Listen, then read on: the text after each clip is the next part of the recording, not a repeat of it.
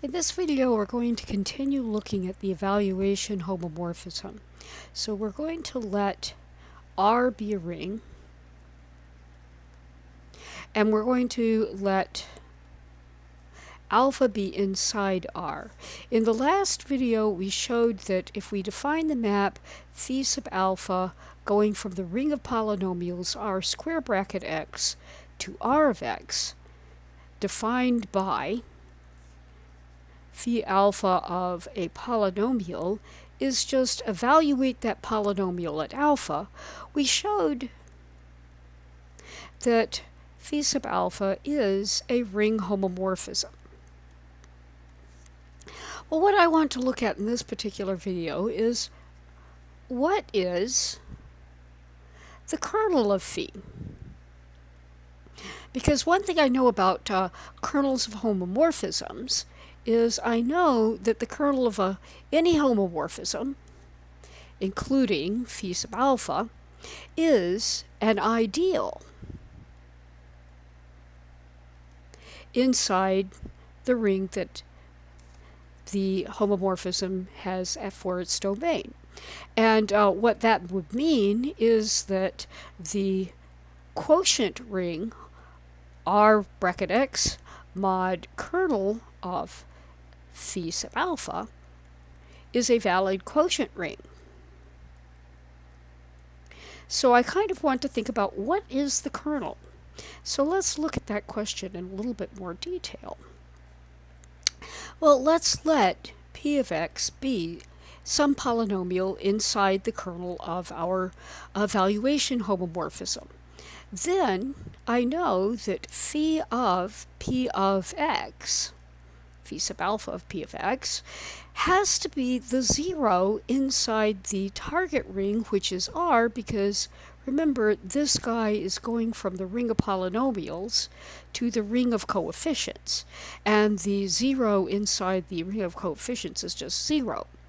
And that's going to say that p of alpha is equal to the zero.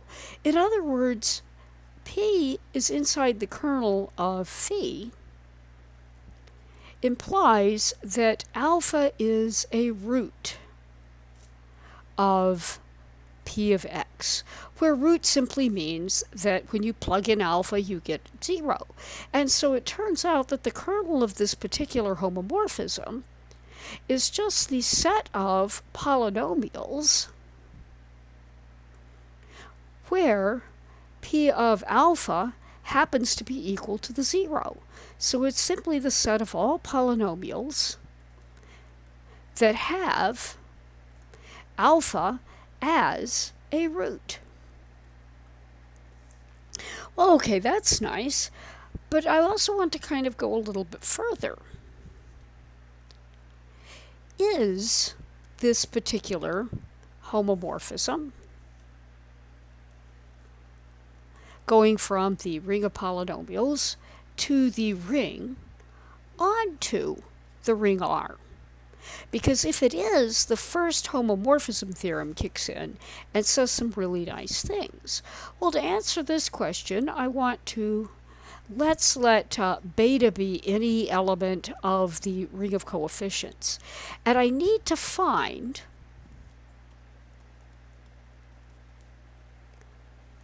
a p of x inside the beta, stupid notational error.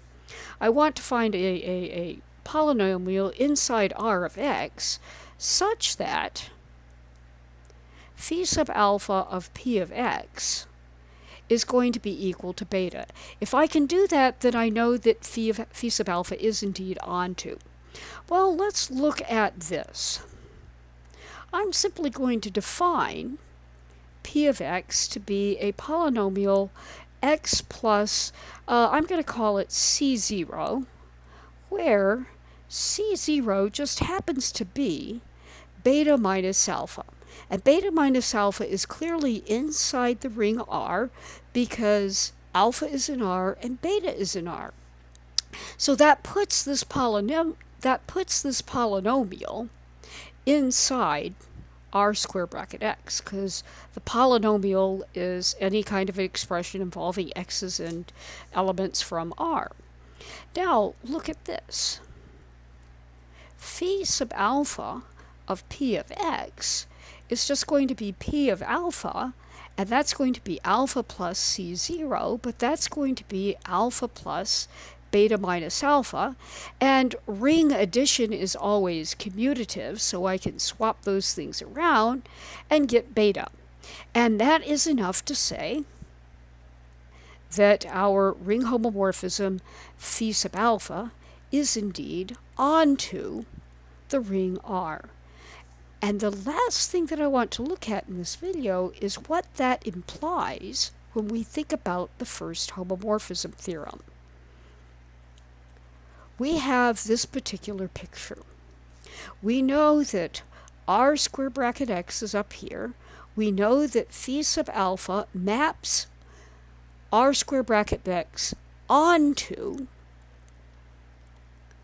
all of r.